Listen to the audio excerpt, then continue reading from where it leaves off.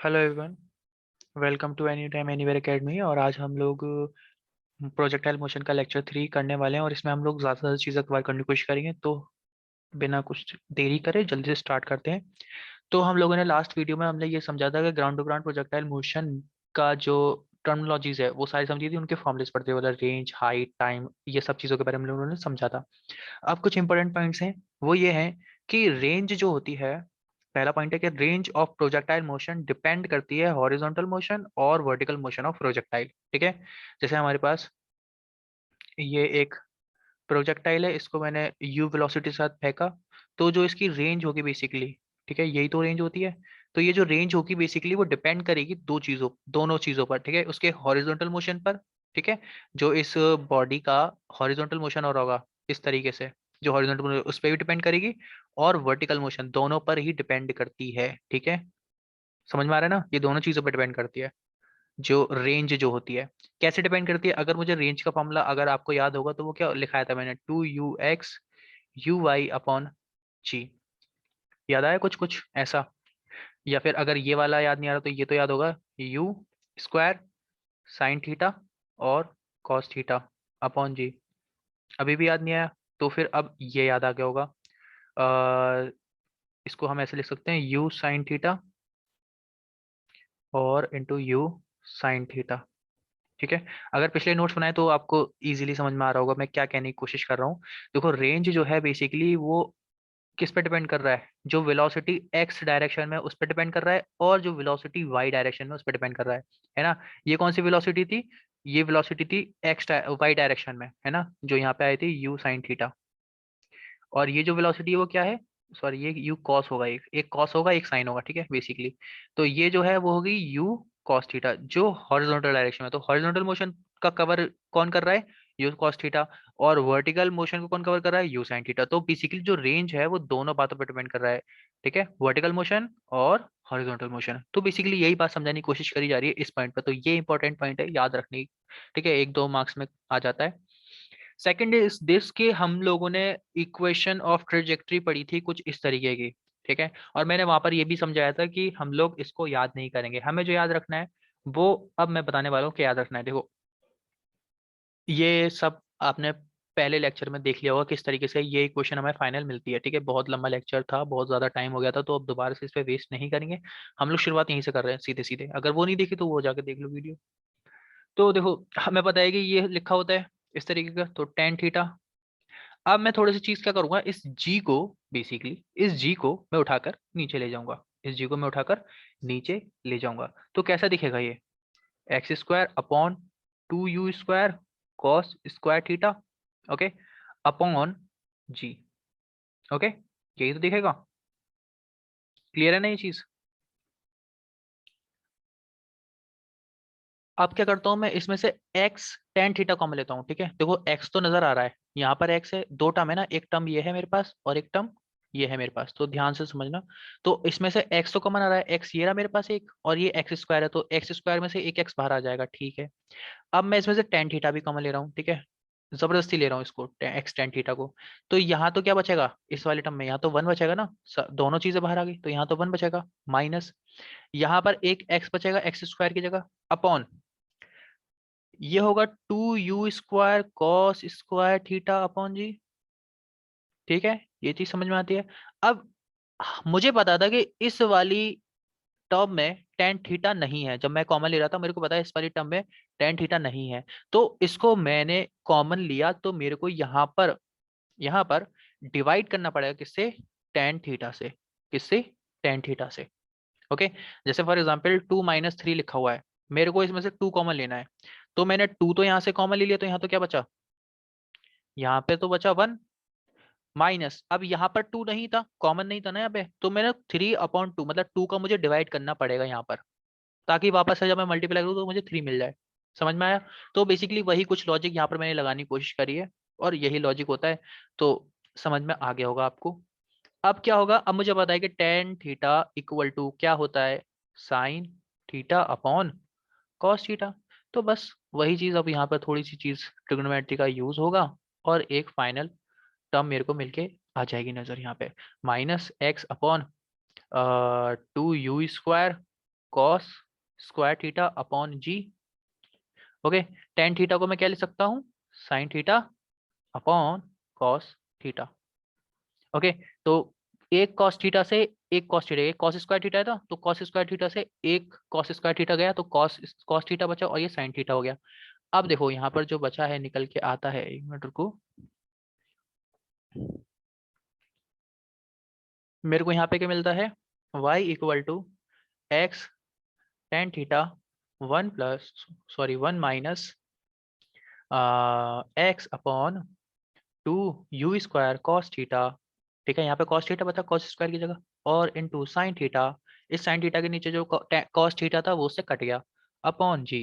Okay, अब मुझे बताओ ये जो चीज लिखी हुई है बेसिकली, ये जो चीज है ये बेसिकली किसका फॉर्मूला है, ये अभी पीछे पढ़ा था, ये किसका फॉर्मूला है, रेंज का फॉर्मूला है। किसका, रेंज का फॉर्मूला। तो अब यहाँ से मेरे को निकल के आता है y equal to x tan theta one minus x upon R. Okay, तो ये तुम्हें याद रखना है। ठीक है, कोशिश करनी है कि ये याद रहे। क्लियर है, तो समझ में आ गया होगा। तो ये चीज तुम्हें याद रखनी है, जो इक्वेशन है ना, जो क्वेश्चंस में यूज होती है ज्यादातर। ओके, ठीक है। अब बात करते हैं नेक्स्ट पॉइंट की। नेक्स्ट पॉइंट क्या है कि अगर मेरे पास यहाँ पर एक प्रोजेक्टाइल है, मैंने इसको थीटा वेलोसिटी, थीटा एंगल के साथ, यू वेलोसिटी के साथ मैंने इसको फेंका। ठीक है, अब सिमिलर काम मैं इसके साथ कर रहा हूँ कि मैं उसको थोड़ा सा एंगल बढ़ाकर दे रहा हूँ, थोड़ा सा एंगल बढ़ाकर दे रहा हूँ, और ये मैंने जो एंगल बढ़ाया वो बढ़ाया 90 माइनस थीटा। कितना, 90 माइनस थीटा। ये जो एंगल है वो कितना है, 90 माइनस थीटा। फॉर एग्जाम्पल अगर ये थीटा जो है वो 30 डिग्री है, कितना है 30 डिग्री, तो ये कितना हो जाएगा 90 माइनस थीटा, तो 90 minus 30 which is equal to 60। तो बेसिकली ये क्या है, 60 डिग्री एंगल है। मैंने मतलब पहले क्या 30 डिग्री एंगल पर मैंने इसे फेंका, और ये मैंने कितने एंगल पे फेंका, 60 डिग्री एंगल, तो एंगल बढ़ाकर मैंने इसको फेंका। ओके, समझ में आता है। तो ये जो हमारे 60 और 30 जो एंगल हैं, ठीक है 30 और 60 एंगल हैं, इन एंगल्स को बोलते हैं हम लोग कॉम्प्लीमेंट्री एंगल। क्या बोलते हैं, कॉम्प्लीमेंट्री एंगल। ओके, जिनको ऐड कर कर तुम 90 बना सकते हो। मतलब अगर मैं 60 प्लस 30 करूंगा तो मेरे को क्या मिल जाएगा, इजी सी बात है, कितना मिल जाएगा, 90 मिलेगा ना। तो इनको हम लोग क्या बोलते हैं, कॉम्प्लीमेंट्री एंगल। मतलब कॉम्प्लीमेंट्री एंगल वो एंगल होते हैं जिनको सम कर कर तुम 90 डिग्री बना सकते हो, मतलब 90 एंगल बना सकते हो, राइट एंगल ट्रायंगल। तो बेसिकली मैंने एक बार क्या करा, उसको 30 डिग्री एंगल पर फेंका, और एक बार क्या किया, with same velocity, velocity change नहीं करी, बस एंगल चेंज कर दिया। तो एंगल चेंज करने की वजह से, एंगल चेंज करने की वजह से तो तुम्हें यहाँ पर फिगर में साफ साफ दिख रहा होगा कि ये जो हाइट है और ये जो हाइट है, फर्क है ना इसमें, ये हाइट कम है और ये हाइट ज्यादा है, तो हाइट में डिफरेंस आ गया। खुद सोचो, एक पत्थर को उछालो, एक ज्यादा एंगल के साथ उछालो, एक थोड़े कम एंगल के साथ उछालोगे, तो उसमें तुम्हें हाइट में डिफरेंस ना हो जाएगा। तो बस वही हम लोग यहाँ पे रिलेशन निकालने की कोशिश कर रहे हैं। फॉर्मूला हमें पता है कि इसका फॉर्मूला क्या होता है, u square sine square theta upon 2g। ठीक है, ये हो जाएगा। यहाँ पर क्या होगा, इसको मैं एच में डैश बोल देता हूँ, ठीक है, डैश के साथ इसको रिप्रेजेंट कर रहा हूँ। तो यहाँ पे होगा you square sine square 90 minus theta upon 2g। Okay, अब साइन 90 माइनस थीटा कितना होता है, पता, कॉस थीटा होता है ना, तो ये हो जाएगा साइन स्क्वायर में तो cos square theta upon 2g। तो ये हो जाएगा एच डैश मैक्स। अगर मैं ये इक्वेशन 1 हो गई, ये इक्वेशन 2 हो गई, अगर मैं इन दोनों का रेशियो ले लूंगा, मतलब 1 डिवाइडेड बाय 2 करूंगा, ठीक है, तो बेसिकली कैसा दिखेगा 1 डिवाइड बाय 2, 1 डिवाइड बाय 2 दिखेगा you square sine square theta upon 2g divided by you square cos square theta by 2g। ठीक है, तो यहाँ से क्या क्या होगा, यहाँ से 2g से 2c कट जाएगा, यू स्क्वायर से यू स्क्वायर कटेगा, सिर्फ क्या बचेगा, sign square theta upon cos square theta. Okay, तो यहाँ पे sine square, sine upon ten क्या होता है, सो साइन अपॉन कॉस क्या होता है, टेन होता है। तो बेसिकली यहाँ से मेरे को एक चीज निकल के आती है, वो क्या है, मेरे को क्या किया मैंने, 1 डिवाइड बाय सेकंड किया, मतलब कि H max divide by H dash max किया।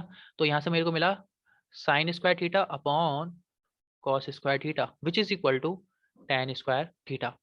तो ये रिलेशन तुम्हें याद रखना है कि H max upon H dash max equal to क्या होता है, tan square theta. Okay, okay, और ये जो है एच मैक्स वो किस एंगल पर है, थीटा एंगल पर, और ये जो एच मैक्स है वो किस पर है, 90 माइनस थीटा एंगल पर। आगे बात करते हैं। अब सिमिलर कंडीशन मैंने इसके साथ लिया, पहले थीटा और ये क्या लिया, 90 माइनस थीटा। तो ये आर हो गया, मतलब रेंज बेसिकली। अब मैं रेंज की बात करना चाहता हूँ, तो देखो रेंज में भी फर्क आता है या नहीं आता है, वो मैं जानने की कोशिश कर रहा हूँ इसमें। ठीक है, थोड़ा ध्यान से समझना है इसको। देखो मेरे को पता है रेंज का फॉर्मूला क्या होता है, याद है? हाँ जी याद है। अगर मैं वो वाला क्वेश्चन वो पता करने की कोशिश कर रहा हूँ जो हमारा छोटा वाला था, क्या था, यू स्क्वायर साइन 2 थीटा, है ना?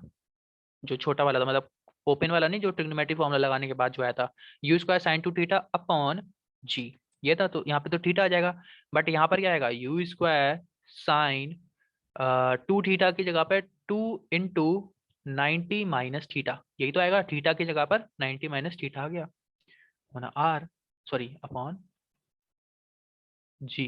ओके, अब थोड़ा यहाँ पे कैलकुलेशन करनी पड़ेगी। यू स्क्वायर साइन, ये 2 अंदर हो जाएगा मल्टीप्लाई, तो ये हो जाएगा 180 माइनस 2 थीटा, है ना? पहले 180 हो जाएगा और ये माइनस 2 थीटा हो जाएगा। ओके, अपॉन जी।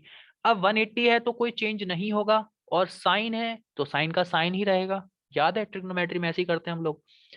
और ये चेंज नहीं होगा तो थीटा का थीटा आ जाएगा, और ये पॉजिटिव रहेगा, क्यों?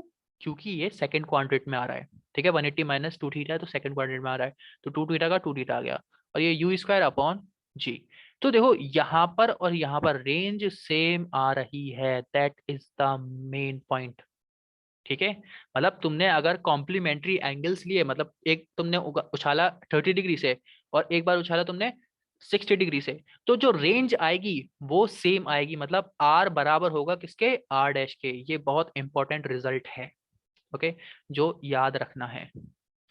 अगर तुम कॉम्प्लीमेंट्री एंगल्स लेते हो, ये आर जो है वो कब का है, जब तुमने थीटा एंगल के साथ उछाला, और ये जो आर डैश है वो कब का है, जब तुमने 90 माइनस थीटा के एंगल से उछाला। तो ये इंपॉर्टेंट रिजल्ट याद रखना है। ओके, अब तुम टाइम के साथ तुम्हें करना है, ठीक है, थीटा और ये हो जाएगा तुम्हारा 90 माइनस थीटा। तो ये तुम्हारा होमवर्क है, कुछ भी नहीं है, बस यहाँ पे टी आएगा, यहाँ पे टी डैश आएगा, इसमें कुछ ट्रिग्नोमेट्री लगानी पड़ेगी, और फिर बाद में तुम टी अपॉन टी डैश करोगे तो तुम्हें मिल जाएगा सिंपल सा टेन थीटा। क्या मिल जाएगा, सिंपल सा टेन थीटा। कुछ भी नहीं है, सिर्फ मैथमेटिक्स का यूज है और कुछ भी नहीं है। तो ट्राई करना है इसको। नेक्स्ट बात करते हैं हम लोग, जब हम लोग हॉरिजॉन्टल रेंज के बारे में बात कर रहे हैं, ठीक है, यहाँ पे, और मैक्सिमम हाइट के, इसमें मतलब रिलेशन निकालना चाहते हैं हम लोग बेसिकली, और कुछ नहीं करना चाह रहे। तो हमें पता है कि जब इस तरीके से जाता है यू वेलोसिटी का थीटा एंगल के साथ, तो हमें पता है रेंज का फॉर्मूला क्या आता है, याद करो, u square 2u square sine theta cos theta upon g, ये होता है तुम्हारा रेंज। एच मैक्स, जो ये एच है वो किसके बराबर होगा, बताओ जल्दी से, बोल दिया? ठीक है, तो इसका फॉर्मूला होता है क्या, u square sine square theta upon g, यही तो होता है, और 2g, सॉरी, ठीक है 2g। अब मैं करता हूँ इन दोनों को डिवाइड करता हूँ, फर्स्ट इक्वेशन और second equation, R upon H करता हूँ, आर अपॉन एच। तो जब मैंने आर अपॉन एच किया, ठीक है, बस ट्रिग्नोमेट्री का ही यूज करना है, जो फॉर्मुलेज हैं उन्हीं का ही बस थोड़ा सा जोड़ घटाव है, डिवाइड माइनस है, ठीक है, और कुछ नहीं है। ये रेंज ऊपर लिखी, डिवाइडेड बाय जी, ये रेंज हो गई, क्लियर आता है। और ये तुम्हारा नीचे आएगा height, you square sine square theta upon 2g। तो कुछ चीज़ें यहाँ पर बस जान लेनी है, जी से जी कैंसिल आउट हो गया, यू स्क्वायर से यू स्क्वायर गया, एक साइन थीटा से एक साइन थीटा गया, ठीक है। तो यहाँ पर जो बच रहा है, एक तो 2 बच रहा है, और एक और 2 यहाँ का बच रहा है, ठीक है, और ये कॉस थीटा और ये साइन थीटा, ठीक है। तो दोबारा से यहाँ लिखता हूँ आर अपॉन एच, ऊपर जो बच रहा है वो बच रहा है 2 cos theta upon sine theta upon 2।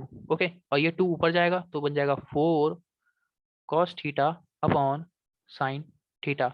अब मैं इसको नीचे लेके आना चाह रहा हूँ, ठीक है, इसको नीचे लेके आना, उसका रीजन है, या फिर चलो ऐसे ही समझ लो, कोई दिक्कत नहीं है। हमें पता है कि कॉट थीटा इक्वल टू क्या होता है, कॉस अपॉन साइन, यही तो होता है, ठीक है। तो बस वही चीज है यहाँ पर, और कुछ भी नहीं है।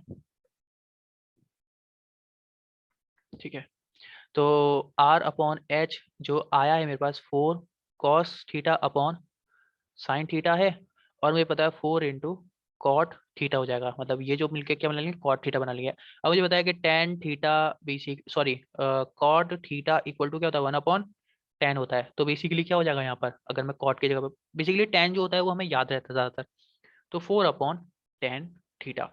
तो अब ये भी बहुत इंपॉर्टेंट रिजल्ट बन जाता है, अगर तुम्हें किसी भी प्रोजेक्टाइल की हाइट मालूम है तो तुम उससे रेंज निकाल सकते हो।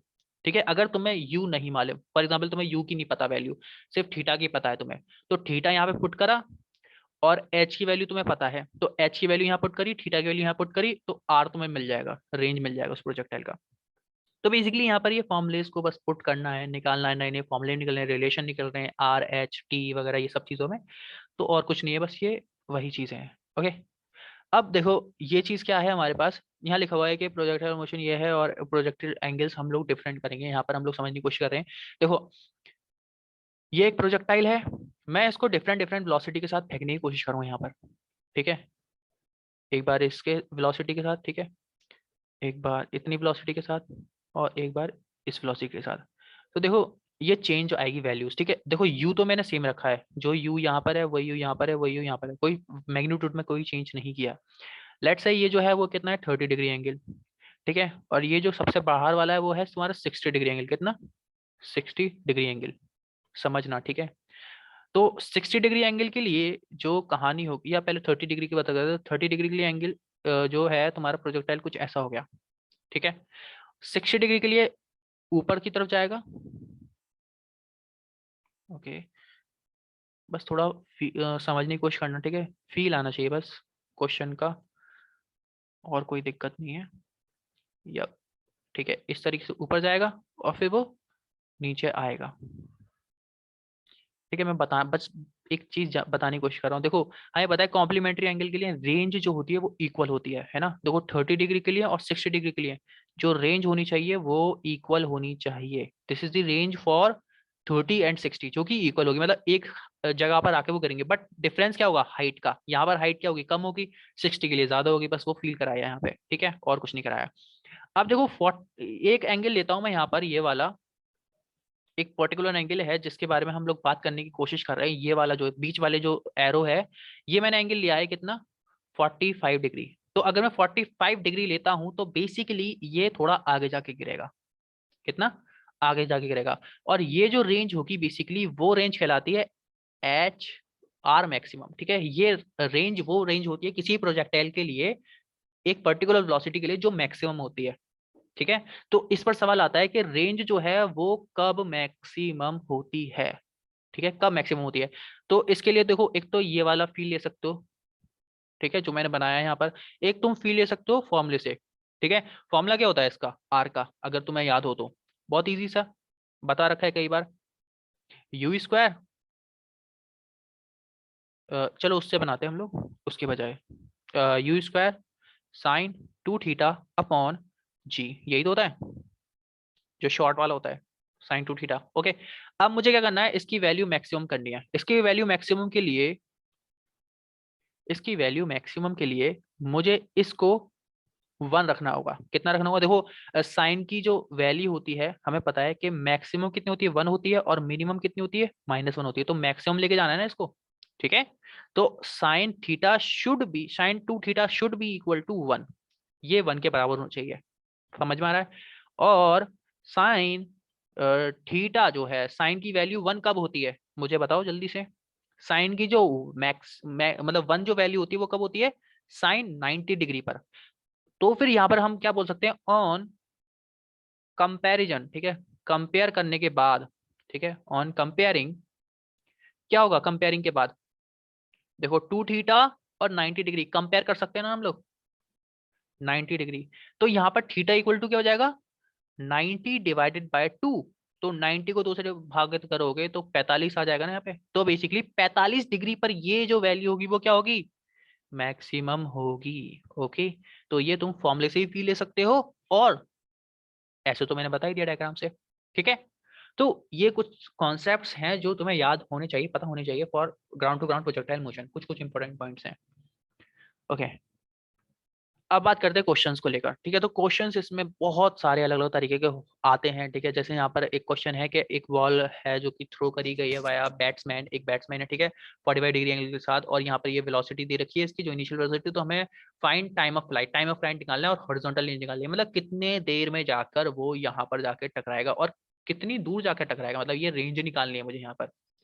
तो देखो सब कुछ दे रखा है यहाँ पर, कोई प्रॉब्लम तो है नहीं, 45 डिग्री दे रखा है एंगल, और यू दे रखा है कितना, 20 मीटर पर सेकंड।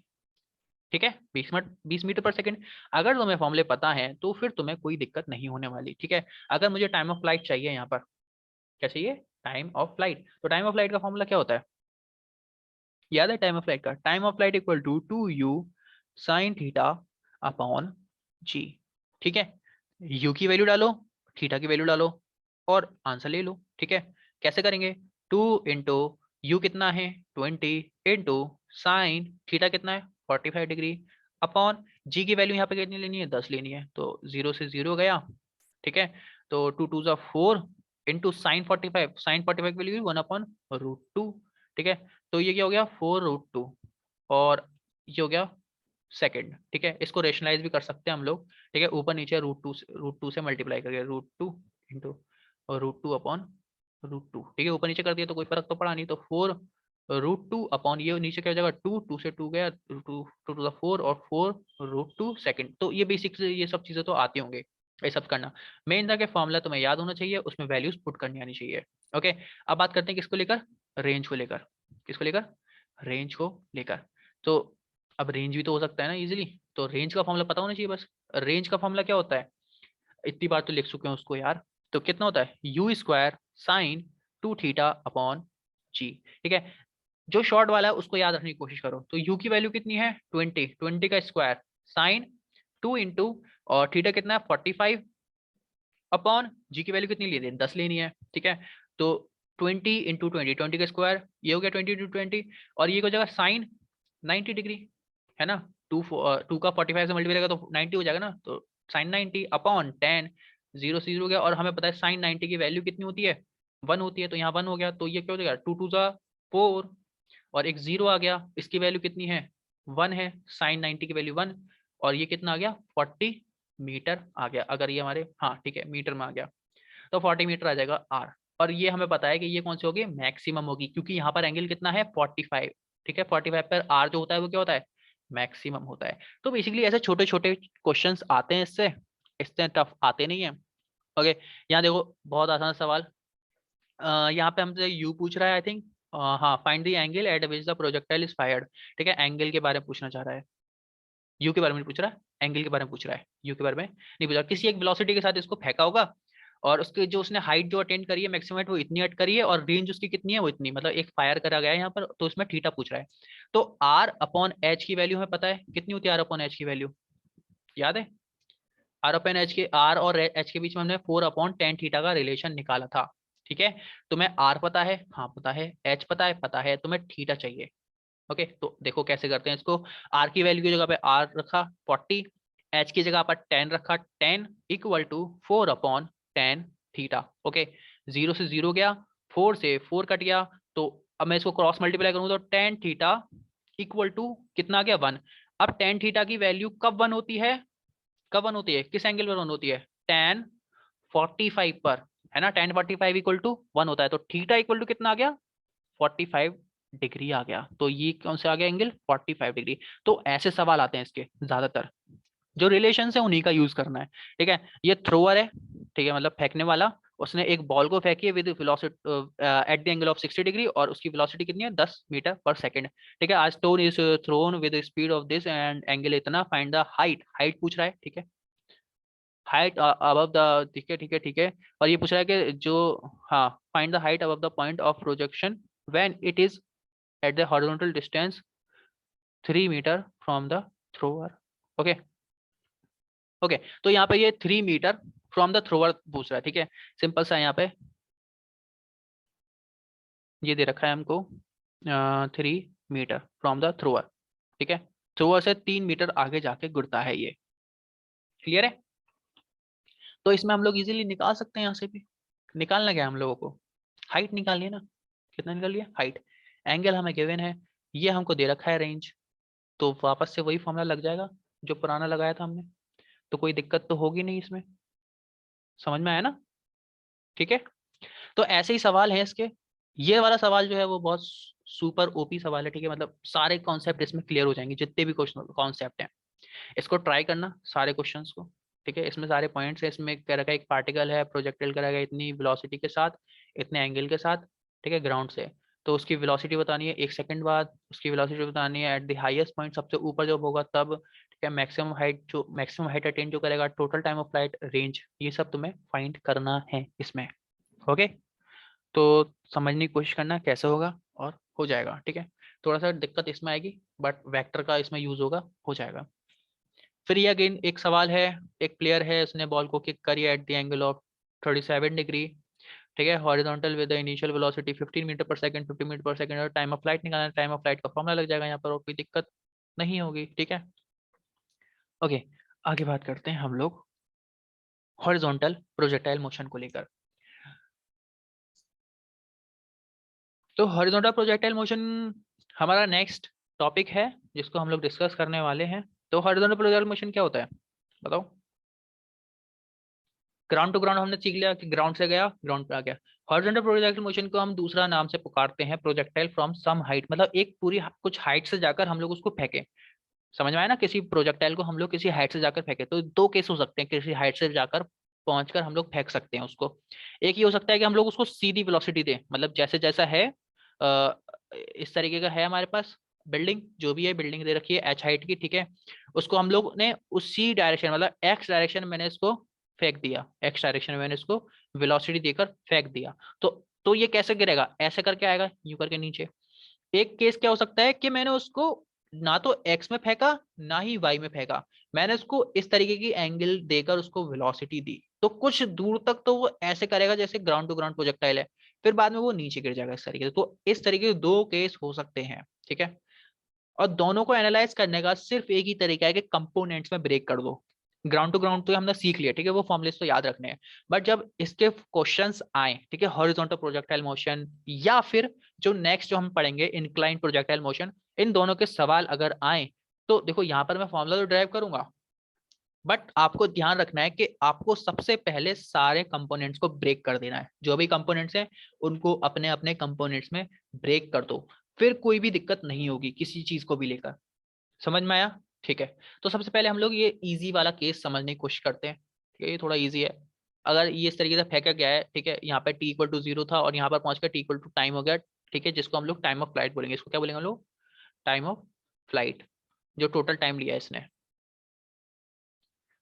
ओके, तो मैं यहाँ पर एक्स कंपोनेंट और वाई कंपोनेंट कर लेता हूँ। मैंने नीचे की तरफ पॉजिटिव लिया है और इस डायरेक्शन में पॉजिटिव लिया है, ठीक है, ये दो डायरेक्शन में पॉजिटिव लिया है, और इसके अगले इधर नेगेटिव हो जाएगा और इधर ऊपर की तरफ नेगेटिव, मतलब थोड़ा सा वाई में थोड़ा मैंने चेंज कर दिया।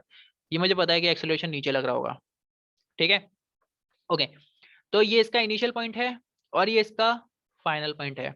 मेरे को एक्स और वाई में इसको तोड़ना है, ठीक है, एक्स और वाई में तोड़ना है। तो देखो मैंने जितनी भी वेलोसिटी दी है वो किस में दी है, एक्स डायरेक्शन में दी है। जो पहला वाला जो केस था उसका क्या मतलब था कि सारी की सारी वेलोसिटी किस में दे दी मैंने, एक्स डायरेक्शन में दे दी, तो कोई वेलोसिटी वाई में नहीं होगी, सारी की सारी वेलोसिटी किस में, एक्स डायरेक्शन में, ठीक है। मैंने इसको रपटा कर इसको फेंका है, ठीक है, इस दीवार से रपटा कर मैंने इसे फेंका है। समझ में आया? तो मैंने उसको नीचे करके नहीं फेंका, ना मैंने ऊपर करके फेंका, मतलब ना तो मैंने ऐसे फेंका ना मैंने ऐसे फेंका, मैंने इसको रपटा कर फेंका इस बिल्डिंग से। समझ में आया ना? तो वाई में कोई भी उसका वेलोसिटी का कोई कंपोनेंट नहीं हुआ, तो यहाँ पे मैंने इसको ब्रेक करके रखा हुआ है पहले से ही। तो एक्स में जो वेलोसिटी होगी वो यू होगी और वाई में जो वेलोसिटी होगी वो जीरो होगी, क्योंकि वाई में कोई कंपोनेंट ही नहीं है।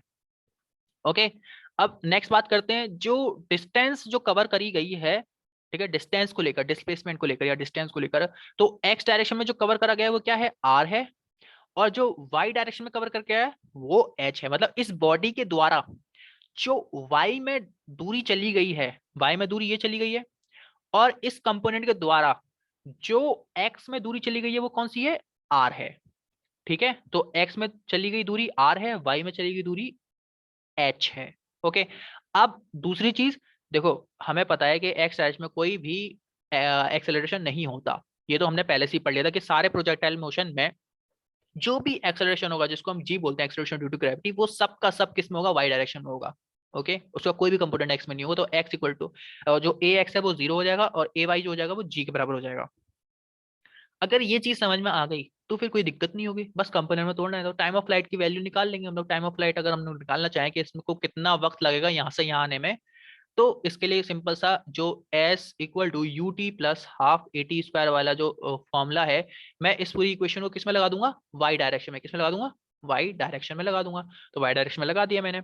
तो एस वाई मतलब s को जो डिस्प्लेसमेंट y में चली गई, जो वेलोसिटी y में थी, जो एक्सेलरेशन y में था, तो सब कुछ मैंने y में लगा दिया यहाँ पे। तो यहाँ लिखा हुआ भी है s y equal to u y into t, t capital t यहाँ पे क्या, time of flight, plus half a y t square. ठीक है, तो जो मैंने डिस्टेंस चली गई है वाई डायरेक्शन में यहाँ लिखी हुई है वो कितनी है, एच के बराबर, तो एच लिख दिया। और जो वाई डायरेक्शन में चला गया जो यू है वो कितना है, 0 है। और एक्सेलरेशन एट वाई डायरेक्शन वो कितना है, जी है। तो ये 0 हो गया, तो ये तो कट जाएगा, ये तो 0 हो जाएगा, you into T, 0 into T 0 हो गया। यहाँ पे सिर्फ इतना बचा, इसको सॉल्व करा तो टाइम ऑफ फ्लाइट का वैल्यू इतनी आ गई मेरे पास। समझ में आया? ठीक है, ये चीज समझ में आ गई होगी। ठीक है, सिंपल से सॉल्व किया और कुछ नहीं किया। यहाँ पे दिख ही रहा है, इसको मैं इधर लेके गया, इसको मैं नीचे लेके गया, फिर इसको टी स्क्वायर हो गया, तो इसको मैंने सॉल्व कर लिया। ओके, रेंज की बात करें तो रेंज कैसे निकालेंगे, हमें पता है कि एक्स डायरेक्शन में जो एक्सेलरेशन है वो 0 है। तो मैंने जो सिमिलर ये वाली जो इक्वेशन थी, ठीक है, मोशन की इक्वेशन जो थी, इसको मैंने एक्स डायरेक्शन में लगा दिया। तो s x equal to u x into t plus half a x into t square. अब मुझे पता है कि ये जो ए एक्स है वो कितना है, 0 है। तो 0 का मल्टीप्लाई करूंगा तो पूरी की पूरी टर्म 0 हो जाएगी, सिर्फ और सिर्फ ये बचेगा। और यही चीज हमने ground to ground projectile motion में भी करी थी। तो यू एक्स इंटू टी, अब एक्स डायरेक्शन में चली गई जो वेलोसिटी है, जो शुरुआती वेलोसिटी है वो कितनी है, यू है। ठीक है, और टाइम ऑफ फ्लाइट हमने निकाल लिया पीछे, टाइम ऑफ फ्लाइट की वैल्यू हमने ये निकाल ली, √2h अपॉन जी, है ना।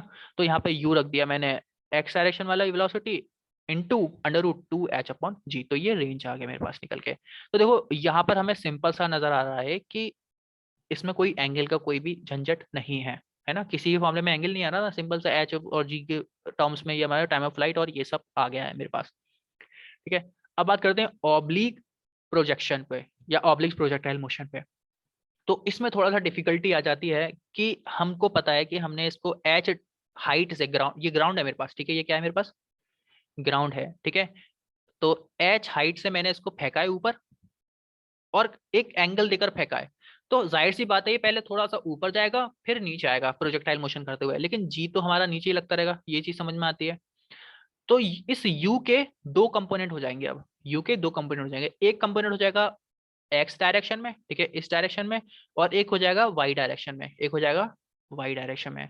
जो एक्स डायरेक्शन में होगा, जिसको हम यू एक्स बोलेंगे, वो क्या होगा, यू कॉस थीटा। ठीक है, ये यू वेलोसिटीज फेंका गया ना, ठीक है। और एक जो तुम्हारा वाई डायरेक्शन में होगा, जो इसको यू वाई बोलेंगे, वो क्या होगा, u sine theta, u sine theta. ठीक है, तो यहाँ लिखा हुआ है u x equal to u cos theta, u y equal to u sine theta. ये चीज समझ में आती होगी, ठीक है।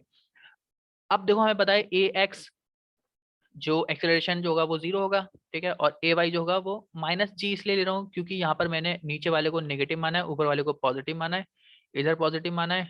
बस साइन कन्वेंशन की वजह से मैंने यहाँ पर इसको नेगेटिव ले लिया है, मतलब नीचे वाले उसको मैंने नेगेटिव माना है। ठीक है, तो ये चीज समझ में आ गई, ये आर मैं निकालूंगा यहाँ पर, और ये टाइम ऑफ फ्लाइट होगा। ठीक है, यहाँ तक पहुंचते पे टाइम ऑफ फ्लाइट।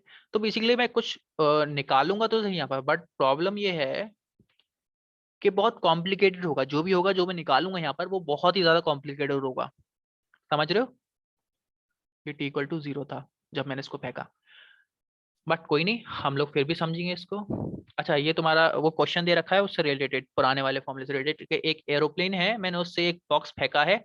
जो एरोप्लेन है वो यू मतलब इतने वेलोसिटी के साथ चल रहा है, 20 किलोमीटर प्रति घंटा की रफ्तार से चल रहा है, उसको मैंने फेंका है। तो अगर आपको याद हो काइनेमेटिक मतलब 1D मोशन में मैंने हम लोगों ने पढ़ा था, क्या चीज पढ़ी थी हमने, कि अगर कोई बॉडी चलती हुई बॉडी से डिटैच होती है, अगर कोई बॉडी किसी चलती हुई बॉडी से डिटैच होती है, तो वो उसकी वेलोसिटी अटेन कर लेती है, मतलब उसके वेलोसिटी उसके अंदर आती है। जैसे बस कंडक्टर जब बस से उतरता है तो जो बस की वेलोसिटी होती है वही, मतलब चलती हुई बस से जब कंडक्टर उतरता है तो थोड़ा सा वो चलता है आगे की तरफ, तो बेसिकली वो बस की वेलोसिटी लेकर आ जाता है, या बस की सारी प्रॉपर्टीज लेकर आ जाता है बेसिकली। तो जैसे ही ये इससे डिटैच होगा, ये बॉक्स जो है वो एरोप्लेन से डिटैच होगा, तो बेसिकली जो वेलोसिटी एरोप्लेन की थी वही इसके पास आ जाएगी। तो बेसिकली ये जो यू होगा वो किसका होगा, इस बॉक्स का होगा, या कुछ भी बम गोलाबारी जो भी हो रही है यहाँ पर, ठीक है, वो हो जाएगा। इसको मैंने 40 किलोमीटर की हाइट से फेंका है, तो एच की वैल्यू मुझे पता है, और मुझे यहाँ पर आर निकालना है। क्या निकालना है, आर निकालना है, ठीक है। जी तो मुझे पता है, ठीक है, यहाँ पर 10 ले लेना है, 10 मीटर पर सेकंड स्क्वायर। तो आर की जो वैल्यू होती है वो क्या होती है, यू इंटू √2h/g, ठीक है। यू क्या हो गया, 20 √2 इंटू एच कितना है 40, और जी कितना है 10, ठीक है, 0 से 0 कैंसिल हो गया। तो बस यहाँ पर क्या है, सॉल्व कर देना है। ये जो है 4 2 बाहर आ जाएगा इसमें से, और एक 2 अंदर रह जाएगा, ठीक है। तो 2 2 ज़ा 4, 40 √2 मीटर, ये आ जाएगा, रेंज आ जाएगा। तो बेसिकली इजी सवाल आते हैं ज्यादातर। ओके, अब इसकी बात करते हैं। देखो मैंने इसमें अभी कुछ भी सॉल्व नहीं किया, ठीक है। इन सवाल को हमें सॉल्व करना चाहिए, ये हम लोग नेक्स्ट वीडियो में देखेंगे। ओके, तो यहाँ तक आप कर लो, राइट कर लो जब तक, ठीक है, लिख लो, रिवाइज कर लो आराम से। फिर उसको हम लोग नेक्स्ट में समझेंगे, इस वाले पोर्शन को, और इंक्लाइन को हम लोग, इंक्लाइन प्रोजेक्टाइल मोशन को भी हम लोग आगे पढ़ाएंगे। और जो पीछे जो होमवर्क दिया उसको भी करना, और एक बार ट्राई करना इसको, ये जो सवाल है ना इसको ट्राई करने की कोशिश करना, मतलब कोशिश ट्राई एक ही बात हो गई, ठीक है, करने की कोशिश करना है इसको। अगर होता है तो ठीक है, नहीं होता तो हम लोग आगे इसको डिस्कस कर लेंगे। ओके, तो ठीक है।